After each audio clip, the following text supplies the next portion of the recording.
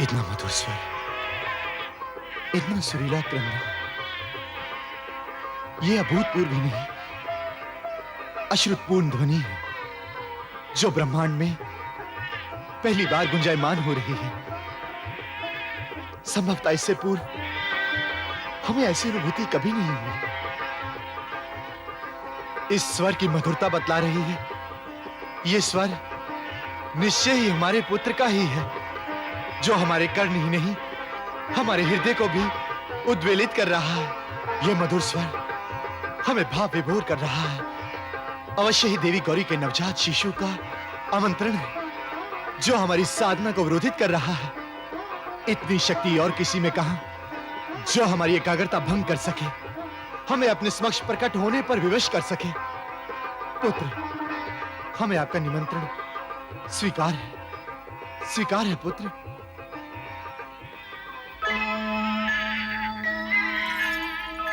आपने कुछ सुना स्वामी? हम भी आपसे यही प्रश्न पूछना चाह रहे हैं देवी। आप भी उसी स्वर की बात कर रही हैं, जिस स्वर ने हमें आकर्षित कर दिया। हाँ स्वामी, हम भी उसी आकर्षित स्वर की बात कर रहे हैं, जो हमारे कानों में माधुर्य घोल रहा है। यह अवश्य ही किसी नवजात शिशु के क्रंदन का स्वर है। इस क्रंदन में घुले तेज को तो सुनिए स्वामी। ऐसा लगता है मानो ये मात्र क्रंदन नहीं, क्रंदन के साथ साथ किसी पराक्रमी की घोषणा है। आप सत्य कह रहे हैं देवी। इस क्रंदन में किसी असाधारण शक्ति होने का आभास हो रहा है। निश्चित ही कैलाश पर शिवांश की उत्पत्ति हो चुकी है देवी। हाँ स्वामी, देवी पार्वती को पुत्र रत्न की प्राप्ति हुई है। पुत्र रत्न प्राप्ति की शुभ सूचना के पश्चात हमारा मन अत्यंत हर्षित हो गया है देवी। इस हर्षपूर्ण सूचना के प्राप्त होने के पश्चात हम तो एक पल भी अपने आप को रोक नहीं पा रहे हैं देवी। हाँ स्वामी, आपको स्मरण होगा, हमने देवी पार्वती को वचन दिया था कि इस शुभ अवसर पर हम उनके समीप रहेंगे। हमें अविलंब कैलाश की ओर प्रस्थान करना चाहिए स्वामी। जिस शिशु के क्रंदन का स्वर इतना मधुर है, उसे अपने समक्ष देखकर हमें कितना मनोरम लगेगा। शीघ्र चलिए स्वामी, हमारा धैर्य टूटता जा रहा है। धैर्य का टूटना आपका देवी पार्वती के प्रति असीम प्रेम है देवी। किसी कार्य का यदि मनोवांछित फल मिल जाए तो मन का हर्षित होना स्वाभाविक होता है देवी। शिवांश के फलीभूत होने के लिए हमने यज्ञ अनुष्ठान और पुरोजन संस्कार किए। इस कार्य की सिद्धि के लिए हम प्रमुख होता भी बने देवी। समस्त देवताओं को इसका सुखद परिणाम शिवांश के रूप में प्राप्त हुआ है, और देवी इसी में सृष्टि का कल्याण भी है। आप सत्य कह रहे हैं स्वामी। देवी, अब हमें यहां से प्रस्थान करना चाहिए। इधर आप देवी पार्वती से मिलने के लिए व्याकुल हो रही हैं, और उधर देवी पार्वती आपसे मिलने के लिए व्याकुल हो रही होंगी। हृदय को उद्वेलित करने वाली यह मधुर ध्वनि किसकी है, जिससे हमारा हृदय आनंदित हो उठा है? देवी त्रिपुर सुंदरी, जिस स्वर ने हमारी ममता को प्रभावित किया है, उससे यह स्पष्ट होता है कि अवश्य ये स्वर देवी पार्वती के उत्पन्न होने वाले पुत्र का है। देवी, क्या वास्तव में ये प्रसन्नतादायक स्वर देवाधिदेव महादेव के पुत्र का है? हाँ देवी, निश्चय ही ये मधुर स्वर उनका ही है। देवी, ये तो हमारा सौभाग्य है कि ऐसा मधुर स्वर सुनने का अवसर प्राप्त हुआ। इस स्वर की शक्ति बता रही है कि ये स्वर दुष्ट दुराचारी दैत्यों के लिए चेतावनी है, जिन्होंने सृष्टि पर उत्पात मचा रखा है और जिनका संहार शिवांश से ही संभव है। आप सत्य कह रही हैं देवी त्रिपुर सुंदरी, परंतु ये स्वर हमें अपने लिए प्रतीत हो रहा है। हमारा प्रिय पुत्र मिलने के लिए हमें पुकार रहा है देवी। हमें शीघ्र ही कैलाश जाना होगा। देवी सरस्वती, देवाधिदेव महादेव और देवी पार्वती के ऐसे ओजस्वी पुत्र के दर्शन तो हम भी करना चाहेंगे। स्वामी, किसी नवजात शिशु के क्रंदन का स्वर सुनाई पड़ रहा है, परंतु कितना भिन्न है ये स्वर। शिशु क्रंदन में इतना ओज हमने पहली बार सुना है। आप सत्य कह रही हैं देवी शची। शिशु क्रंदन का आभास तो हमें भी हो रहा है। कितना सुरीला, कितना ओजपूर्ण स्वर है। इस स्वर में कितनी शक्ति है देवेंद्र। आप सत्य कह रहे हैं अग्निदेव। अवश्य किसी तेजस्वी एवं शूरवीर शिशु की उत्पत्ति हुई है। इतना तेज एवं अपार पराक्रम तो मात्र शिवांश में ही संभव है। अर्थात शिवांश उत्पन्न हो गया है स्वामी। यदि ये सत्य है देवी शची, तो दैत्यराज तारकासुर का वध निश्चित है। तब तो हमें हमारा यमलोक शीघ्र ही प्राप्त हो जाएगा देवेंद्र। हे स्वामी, शिशु जन्म के शुभ अवसर पर हमें देवी गौरी को शुभकामनाएं देने कैलाश पर्वत अवश्य जाना चाहिए। हाँ देवी शची, हमें अविलंब प्रस्थान करना चाहिए।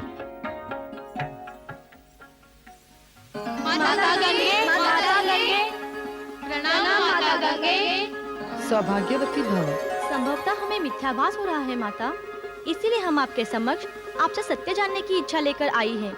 हमें शिशु के क्रंदन का आभास हो रहा है। मिथ्याभास नहीं, ये सत्य है देवी।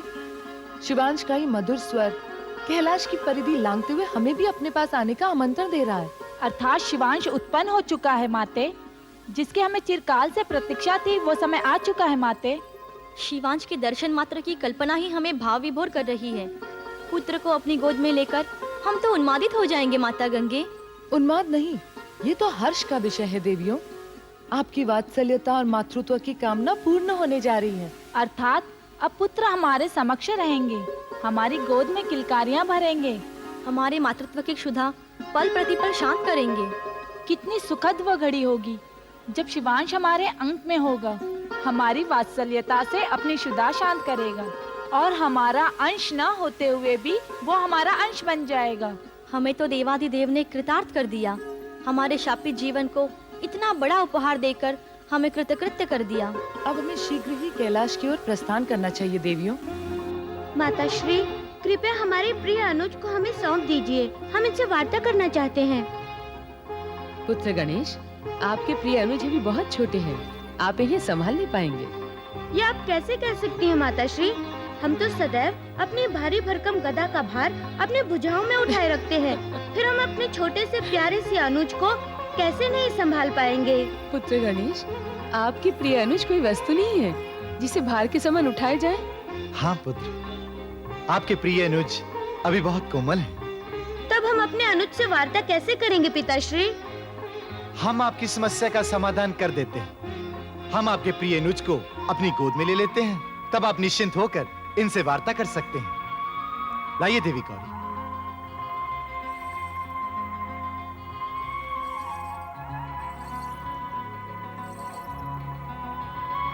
प्रिय भ्राता, हमने तो सोचा था कि आप जैसे ही उत्पन्न होंगे हम आपको लेकर सरोवर पर जाएंगे। आप अति शीघ्र बड़े हो जाइए भ्राता, फिर हम आपको सरोवर पर ले जाएंगे। पिताश्री देखिए, माताश्री देखिए, भ्राताश्री हमारी उंगली पकड़कर सरोवर पर जाना चाहते हैं। पुत्र गणेश, हम आपके अनुज प्रेम से अति प्रसन्न हैं। हम आपको आशीर्वाद देते हैं कि आपने अनुज के प्रति आपका ये अपार स्नेह इसी प्रकार बना है और आपके अनुज भी आप ही की भांति चिरंजीवी बने तथा परमोत्तम ऐश्वर्य प्राप्त करें। परंतु माताश्री, हम अपने प्रिय अनुज को किस नाम से पुकारेंगे?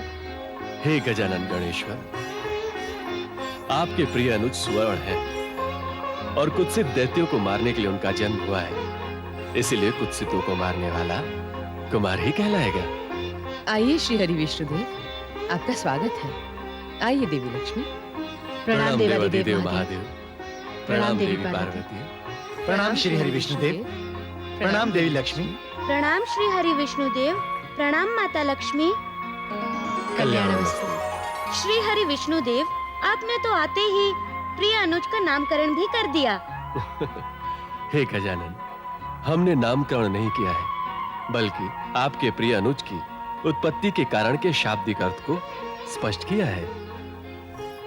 श्री हरि विष्णुदेव ने पुत्र को कुमार के नाम से संबोधित किया है, अतः आज से पुत्र कुमार के नाम से भी जाने जाएंगे। देवी पार्वती, निसंदेह सुंदरता में कुमार अतुलनीय है, सुकोमल है, अतः हम चाहते हैं कि पुष्पों की माला सदैव इनके गले में विराजमान रहे और इनकी सुंदरता को और बढ़ाए। और साथ ही साथ हम अपने प्रिय पुत्र को ये वरदान भी देते हैं कि दिव्यता और अपार धन संपत्ति से प्रिय कुमार सदैव ही संपन्न रहे। देवी, पुत्र कुमार को आपके द्वारा दिए गए वरदान के लिए हम सदैव आपके आभारी रहेंगे। स्वामी, प्रिय कुमार को आप अपनी शक्ति प्रदान करें। देवी लक्ष्मी, हम तो पहले ही कुमार को अपना विक्रम रूप प्रदान कर चुके हैं, और इतना ही नहीं, पुरोजन संस्कार के समय देवादिदेव महादेव ने उसे अपना ओज भी प्रदान किया था। परमपिता ब्रह्मदेव ने अपना सात्विक रूप प्रदान किया, और देवी पार्वती ने कुमार को अपनी शक्ति देकर इतना बलिष्ठ और इतना शक्तिशाली बना दिया है कि वो किसी भी असुर का सहजता पूर्वक सामना कर सकता है। और अब तो आपने भी कुमार को वरदान दे दिया है देवी। यदि ऐसा है श्रीहरि, तब कुमार हमारे और देवी त्रिपुर सुंदरी के आशीर्वाद और वरदान के बिना कैसे रह सकते हैं? अवश्य, अवश्य देवी सरस्वती, देवी त्रिपुर सुंदरी, आप दोनों भी कुमार को अपना आशीर्वाद प्रदान करें। प्रिय पुत्र, हमारे वरदान से आप समस्त विद्याओं पर सिद्धि प्राप्त करें, स्वर और वाणी पर आपका ही अधिकार हो, और अतिशीघ्र संपूर्ण सृष्टि का कल्याण करें। प्रणाम माता सरस्वती, प्रणाम त्रिपुर सुंदरी। कल्याणमस्तु। त्रिपुर सुंदरी, कृपया बताएं कि त्रिपुर निवासी सकुशल तो हैं? आपके आशीर्वाद से पूर्णतः कुशल हैं विघ्नेश्वर। न केवल त्रिपुर के, अपितु संपूर्ण सृष्टि के प्राणी बड़ी ही अधीरता से कुमार के उत्पन्न होने की प्रतीक्षा कर रहे हैं। कुमार के उत्पन्न होने की तो हम भी बड़ी व्यग्रता से प्रतीक्षा कर रहे थे देवी। अंततः आपकी प्रतीक्षा समाप्त हो ही गई देवेंद्र। हाँ देवी, और ये सब आप ही के आशीर्वाद से संभव हो सका है। देवी पार्वती, हम क्षमा प्रार्थी हैं। हम अपनी सारी अमूल शक्तियां क्षीण कर चुके हैं। अब तो हमारा कुमार को आशीर्वाद देना या वरदान देना निष्फल होगा। आप ऐसा ना कहें अग्निदेव, आपके द्वारा दिया गया कल्याणम वस्तु का आशीर्वाद भी कुमार के लिए शक्तिवर्धक सिद्ध होगा। देवी पार्वती, आप तो शक्ति स्वरूपा हैं। इस शुभ अवसर पर समस्त देवताओं को अपने श्राप से मुक्ति दिलाएं, जिस कारण समस्त देवता शक्तिहीन हो गए हैं। देवी पार्वती, जब समस्त देवता पुत्र गणेश से युद्ध करने आए थे, तब आपने रुष्ट होकर समस्त देवताओं को श्राप दिया था, जिससे वे शक्तिहीन हो गए थे। अब वो समय आ गया है कि अब आप उन्हें श्राप मुक्त कर दें। जैसी आपकी आज्ञा स्वामी। हम आप सबको अपने श्राप से मुक्त कर देते हैं तथा पुनः संपूर्ण शक्ति व इंद्रलोक प्राप्त करने का आशीर्वाद देते हैं। आपको कोटि कोटि धन्यवाद देवी। इंद्रदेव, प्रिय अनुज को देखकर आपको चिंता मुक्त हो जाना चाहिए। ये तो निश्चित हो गया कि आपकी समस्त समस्याएं अब शीघ्र समाप्त हो जाएंगी। हे विघ्नेश्वर, महर्षि दुर्वासा के श्राप से अब तो प्रिय कुमार ही हमें मुक्ति दिलाएंगे। इसीलिए हम प्रिय अनुज से कह रहे हैं कि वो अति शीघ्र बड़े हो जाएं। विघ्नेश्वर, कुमार को तो शीघ्र ही बड़ा होना चाहिए, अन्यथा वो दुष्ट तारकासुर का संहार किस प्रकार कर पाएंगे? और जब तक तारकासुर जैसे अधर्मी का संहार नहीं होगा, तब तक समस्त सृष्टि का और हमारा उद्धार कैसे संभव हो सकेगा? अतः हमें शीघ्र तारकासुर को युद्ध के लिए ललकारना होगा। और देवेंद्र, अभी कुमार को उत्पन्न हुए कुछ ही समय व्यतीत हुआ है और आप अभी से उनके युद्ध में जाने की प्रतीक्षा कर रहे हैं। इसके लिए हमें क्षमा करें देवी। देवी, संभवतः देवेंद्र के इंद्रासन से अपदस्थ हो जाने के कारण वो समय अनुसार वार्ता नहीं कर पा रहे हैं। परंतु प्रिय पुत्र गणेश ने तो उन्हें इंद्रासन पुनः लौटा दिया था। हाँ देवी, इंद्रासन लौटा तो दिया था, परंतु महर्षि दुर्वासा के शाप से देवेंद्र अभी तक मुक्त नहीं हो पाए हैं। इंद्रदेव, तब आप इसके लिए महर्षि दुर्वासा से जाकर प्रार्थना करें। वो हम कर चुके हैं देवी, और साथ में क्षमा भी मांग चुके हैं। और उन्होंने हमें क्षमा भी कर दिया है देवी पार्वती। उनका कथन है कि इसका निवारण कुमार की उत्पत्ति के बाद ही संभव है। क्यों न हो, ब्रह्मदेव का वरदान पुत्र कुमार के साथ जो है। ऐसे महिमामयी तेजस्वी देवादिदेव एवं पार्वती नंदन कुमार के यदि हमें दर्शन प्राप्त हो जाए तो हमारा जीवन सफल हो जाए। आइए महामुनि विश्वकर्मा, हम सब आप ही की प्रतीक्षा कर रहे थे। प्रतीक्षा कर रहे थे? आदेश दे देवादिदेव, आदेश दे। क्या कुमार के लिए नवीन भवन तैयार करना है?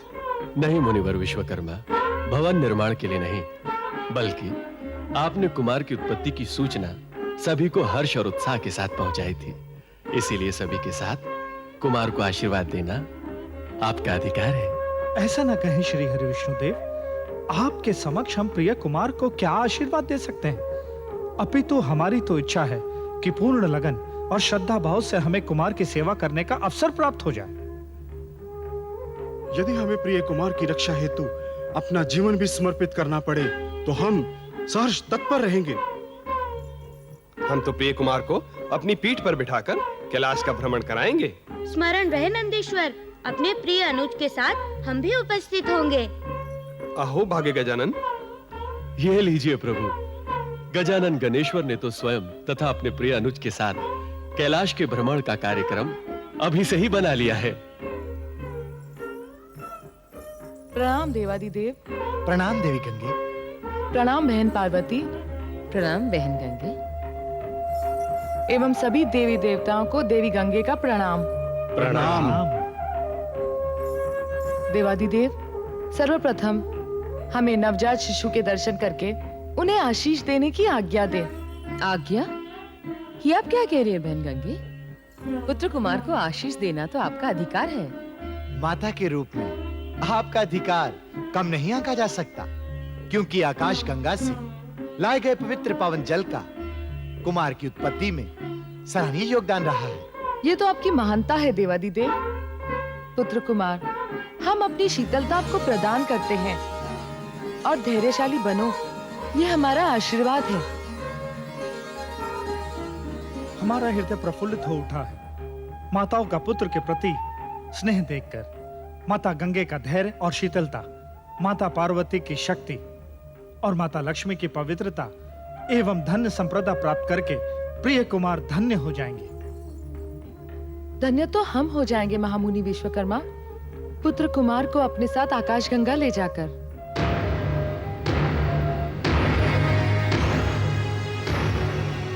आकाशगंगा? कब लेकर जाएंगे आप प्रिय कुमार को आकाशगंगा? महामुनि, पुत्र कुमार को आकाशगंगा ले जाने का उचित समय तो यही है। देवी गंगे, ये आप क्या कह रही हैं? आप इस समय पुत्र कुमार को आकाशगंगा ले जाएंगी? हाँ देवी पार्वती, हमारे साथ 6 कृतिकाएं भी आकाशगंगा से आई हैं। देवी गंगे, वह 6 कृतिकाएं कहाँ हैं? आप उन्हें साथ क्यों नहीं लाई? वे भवन के द्वार पर ही खड़ी हैं देवादिदेव। ऐसी शुभ घड़ी में वे अंदर आकर देवी पार्वती से उनके पुत्र को मांगने का साहस नहीं जुटा पाई। कितनी समझदार है कृतिकाएं, परंतु आपने इतना भी नहीं सोचा कि नवजन्मे पुत्र को एक माँ अपने से दूर कैसे कर सकती है? देवी, आपने उन कृतिकाओं को वचन दिया था कि पुत्र की उत्पत्ति के पश्चात आप पुत्र उन्हें सौंप देंगी, जिसे वो अपनी ममता और वात्सल्य की पिपासा शांत कर पाएंगी। हमने वचन अवश्य दिया था देवी, परंतु ये वचन नहीं दिया था कि पुत्र उत्पत्ति के पश्चात ही हम अपने पुत्र को उन कृतिकाओं को सौंप देंगे।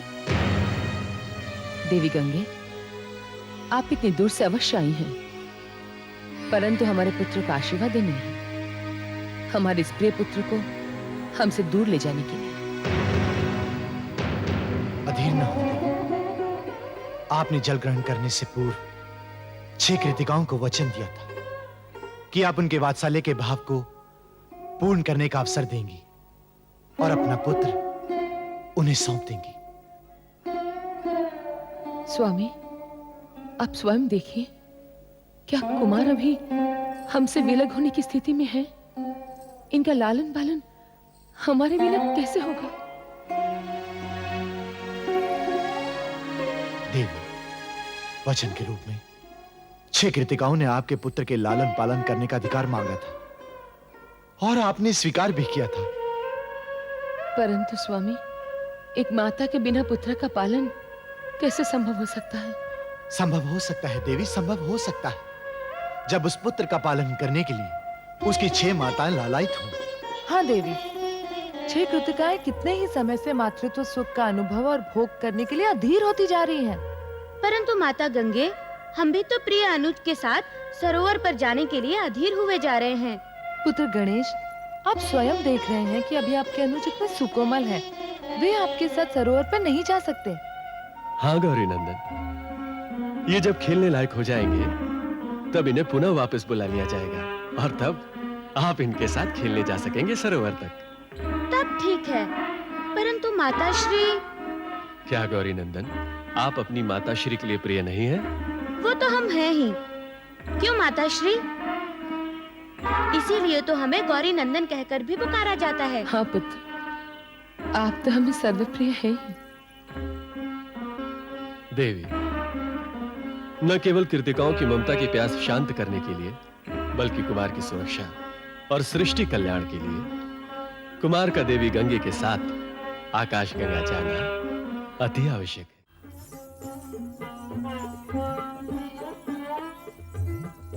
प्रणाम देवादिदेव महादेव। सौभाग्यवती भव। प्रणाम श्री हरि विष्णुदेव। कल्याणमस्तु। प्रणाम माता लक्ष्मी। सौभाग्यवती भव। अहो भाग्य देवादिदेव, आपकी पुनः दर्शन पाकर हम कृतकृत्य हो गए। हाँ देवादिदेव, आप सबके दर्शनों के कारण हम कृतार्थ हो गए। हम सब सदैव आपके कृतज्ञ रहेंगे। कृतज्ञ तो हम आपके रहेंगे देवी, जो आप पुत्र कुमार को सुरक्षित स्थान पर ले जा रही हैं और उनका लालन पालन करने का दायित्व आपने अपने कंधों पर ले लिया। हे देवी, इस समय पुत्र कुमार की सुरक्षा सर्वोपरि है। कुमार की सुरक्षा को हम अपने जीवन से भी अधिक महत्व देंगे देवादिदेव। हम विमाता होकर भी कुमार को उनकी माता समान स्नेह देंगे। आपके पालन पोषण और आपकी वात्सल्यता पर हमें अंश मात्र भी शंका नहीं है देवी। ये हम भली भांति जानते हैं कि आपने हर पल इस घड़ी की प्रतीक्षा की है और इसका उत्तरदायित्व भी आप ही निभाएंगे। आप धन्य हैं देवादिदेव महादेव, आप धन्य हैं।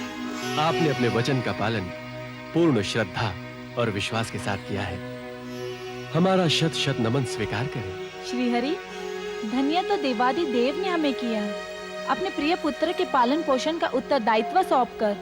देवादिदेव, हमारी ममता प्रिय कुमार को अपने हृदय से लगाने के लिए अधीर हुए जा रही है। अतः कृपया हमें कुमार को स्पर्श करने की आज्ञा दीजिए।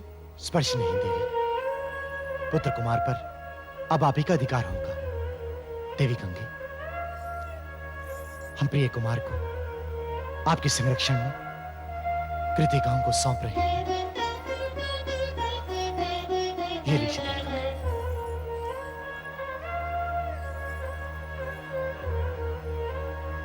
कृतिकाओं को दिए गए वचन को पूर्ण कीजिए। देवादिदेव, हमें प्रसन्नता है कि आपने हमारे वचन को पूर्ण करने का सौभाग्य हमें प्रदान किया। पुत्र कुमार को सौंपकर हमारा हृदय उद्वेलित हो रहा है। हे देवी गंगे, अब पुत्र कुमार की सुरक्षा का पूर्ण उत्तरदायित्व आप पर है। उत्तरदायित्व लेना उत्तरदायित्व देने से अधिक महत्वपूर्ण होता है देवादिदेव। पुत्र कुमार की सुरक्षा अब हमारी प्रतिष्ठा बन चुकी है। देवियों, ये लीजिए देवियों, अपने पुत्र कुमार को संभालिए, इन्हें जी भर के स्नेह कीजिए, अपनी ममता और वात्सल्यता की पिपासा शांत कीजिए। कुमार, कुमार, पुत्र कुमार। हे देवी गंगे,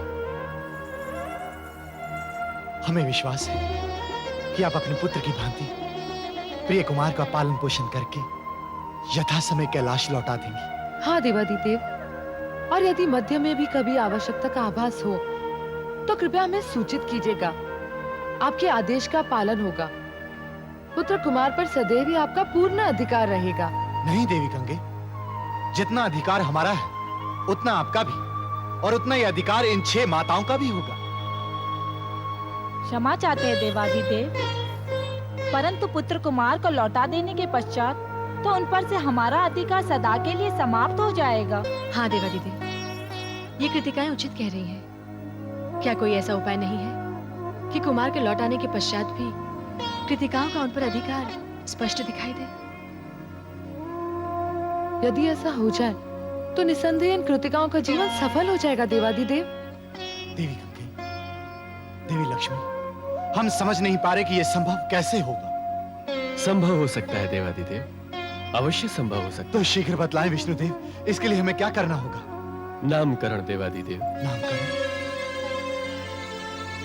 नामकरण करने से इन कृतिकाओं का पुत्र कुमार पर किस प्रकार अधिकार स्पष्ट होगा श्रीहरि? अवश्य होगा देवी गंगे। यदि प्रिय पुत्र कुमार का नामकरण देवादिदेव कार्तिकेय कर दे। कार्तिकेय? कार्तिकेय? हाँ देवी, कृतिकाओं के पुत्र कार्तिकेय। आप धन्य हैं विष्णुदेव, आप धन्य हैं। इतनी जटिल समस्या का समाधान आपने इतनी सरलता से निकाला। कृतिकाओं द्वारा लालन पालन करने के कारण भविष्य में पुत्र कुमार कार्तिकेय के नाम से भी जाने जाएंगे। काकाश्री, काकाश्री, काकाश्री, अनर्थ हो गया काकाश्री, अनर्थ हो गया। ऐसा क्या अनर्थ घटित हो गया पुत्र कमलाक्ष, जिसके कारण तुम इस प्रकार विलाप कर रहे हो? काकाश्री, गुप्तचरों ने सूचना दी है कि शिवांश उत्पन्न हो गया है। ये तुम क्या कह रहे हो पुत्र? गुप्तचरों का अवश्य मिथ्याभास हुआ होगा। नहीं काकाश्री, गुप्तचरों को तनिक भी मिथ्याभास नहीं हुआ है। संपूर्ण सृष्टि में शिवांश का क्रंदन सुना गया है। यहाँ तक कि हमने स्वयं भी एक नवजात शिशु के शक्तिशाली क्रंदन को सुना है। तो क्या वो क्रंदन शिवांश का ही था? क्षण भर को तो हम भी उस क्रंदन को सुनकर जड़वत रह गए थे। हमारा हृदय भी उस क्रंदन को एक सामान्य शिशु का क्रंदन स्वीकारने को तैयार नहीं था। काकाश्री, उस क्रंदन को सुनने के पश्चात पिताश्री की अवस्था तो चिंताजनक हो गई है। तो क्या यह शुभ सूचना दैत्यराज को प्राप्त हो चुकी है? परंतु यह शुभ सूचना दैत्यराज तक पहुंचाने की मूर्खता किसने की है? किसी ने भी नहीं की काकाश्री। कमलाक्ष, तब फिर यह सूचना दैत्यराज तारकासुर तक किस प्रकार पहुंची? जिस प्रकार आपके पास पहुंची, हमारे पास पहुंची, संपूर्ण सृष्टि में देवी देवताओं के पास पहुंची, ठीक उसी प्रकार पिताश्री को शिशु के क्रंदन के स्वर से आभास हो गया कि शिवांश उत्पन्न हो गया है। तुम ये कैसे कह सकते हो कमलाक्ष कि शिशु के क्रंदन से दैत्यराज तारकासुर को शिवांश की उत्पत्ति का आभास हो गया है? जहाँ तक हमें स्मरण है, दैत्यराज तारकासुर तो कोप भवन में थे। तो क्या दैत्यराज कोप भवन से बाहर आ गए हैं? नहीं काकाश्री, पिताश्री तो कोप भवन में ही हैं। तब फिर उनके कोप भवन में होते हुए तुम्हें ये सूचना कैसे मिली? उनके चित्कार उठने के कारण। दैत्यराज तारकासुर चित्कार कर उठे? असंभव! ये सत्य है काकाश्री। क्रंदन सुनते ही पिताश्री तो चित्कार कर उठे और कहने लगे, ब्रह्मदेव के वरदान के फलीभूत होने का समय आ गया है। अब हमारी मृत्यु निश्चित है। ब्रह्मदेव से अमरत्व का वरदान प्राप्त करने वाले दैत्यराज तारकासुर की मृत्यु निश्चित है। ये तो अत्यंत दुखद समाचार है पुत्र कमलाक्ष। इसे सहन करने का बल हम नहीं जुटा पा रहे हैं। काकाश्री, पिताश्री को ऐसी अवस्था में देखकर माताश्री के अश्रु तो रुक ही नहीं रहे। 2 बार तो माताश्री मूर्छित हो चुकी हैं। क्या महारानी कृष्णा मूर्छित हो गई है? हाँ काकाश्री, वो तो हम वहाँ उपस्थित थे, अन्यथा। बस कमलाक्ष, बस और सहन नहीं होता। ऐसा लगता है कि हमारे ऊपर दुखों का पहाड़ टूट पड़ा है। समझ में नहीं आ रहा कि इस विकट परिस्थिति से कैसे निकला जाए। इन परिस्थितियों से निकलने का केवल एक ही मार्ग है काकाश्री। कैलाश पर आक्रमण करके उस शिवांश को ही समाप्त कर दिया जाए। ना रहेगा शिवांश और ना रहेगा उसका भय। नहीं कमलाक्ष, शिवांश को समाप्त करना इतना सरल नहीं है। तुम भली प्रकार जानते हो कि गजानन गणेश उसकी रक्षा का भार अपने ऊपर उठाए हुए हैं। जब तक गणेश कैलाश पर हैं, कोई भी उस शिवांश का अनिष्ट नहीं कर सकता। काकाश्री, इस समय कैलाश पर गणेश ही नहीं अपितु समस्त देवी देवता उपस्थित हैं। वे सब कुमार को आशीर्वाद तथा वरदान देने के लिए एकत्रित हुए हैं। यह तो हमारे लिए और भी शुभकारी होगा पुत्र। समस्त देवताओं से वरदान में शक्तियां प्राप्त करने के पश्चात शिवांश स्वयं भी अत्यधिक शक्तिशाली हो जाएगा। एक अशुभ सूचना और भी प्राप्त हुई है काकाश्री।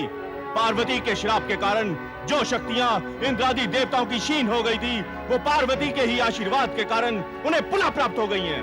कमलाक्ष, ये समाचार संभवतः पुत्र तारकाक्ष के लिए अनिष्टकारी सिद्ध हो सकता है।